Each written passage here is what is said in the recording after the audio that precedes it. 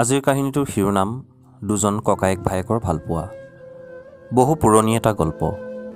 এখন গাঁৱত দুজন ককায়েক ভায়েক একেলগে বৰ সুখেৰে বাস কৰিছিল। ডাঙৰজন বিবাহিত আছিল আৰু তাৰ দুটা সন্তান আছিল, কিন্তু সৰুজনে তেতিয়ালৈ বিয়া কৰোৱাই নাছিল। দুয়োজনে একেলগে খেতি বাতি কৰিছিল। যেতিয়া সিহঁতৰ ধানবোৰ পকিলে তেতিয়া দুয়ো মিলি ধানবোৰ কাটিবলৈ ধৰিলে।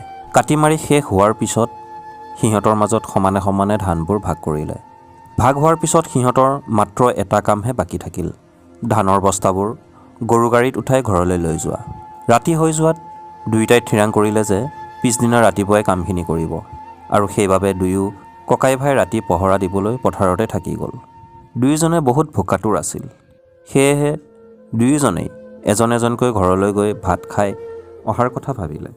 প্ৰথম ডাঙৰজন গ'ল ভাত খাবলৈ আৰু সৰুজনে পহৰা দি থাকিল।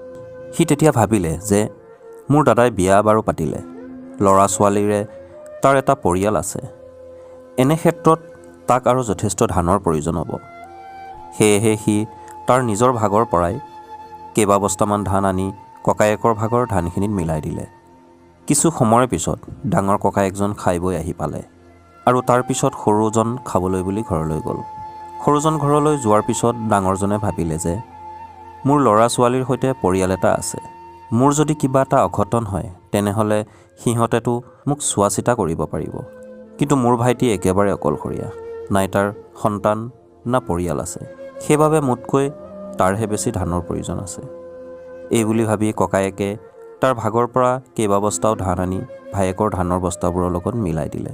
এনেকৈয়ে দুয়োজনৰ মুঠ ধানৰ পৰিমাণ অলপো কম নহ'ল, আৰু এনেকৈয়ে দুই ভাই ককাইৰ মাজত ভালপোৱা ভাতৃত্ববোধ আৰু দুগুণে বাঢ়ি গ'ল। প্ৰিয় শ্ৰোতা বন্ধু বান্ধৱীসকল, যদি আমাৰ উদ্দেশ্য তথা চিন্তাধাৰা ভাল হয় তেতিয়া প্ৰতিটো পৰিয়ালেই সুখী হৈ থাকিব পাৰিব। ভিডিঅ'টো চাই কেনে পালে জনাব, আৰু চেনেলটোলৈ যদি নতুনকৈ আহিছে তেনেহ'লে চেনেলটো ছাবস্ক্ৰাইব কৰি বেল আইকনটো প্ৰেছ কৰি দিব। পুনৰ লগ পাম আৰু এটা এনে ভাল লগা কাহিনীৰ সৈতে। তেতিয়ালৈ আপুনি সুস্থ আৰু সবল হৈ থাকক। ধন্যবাদ।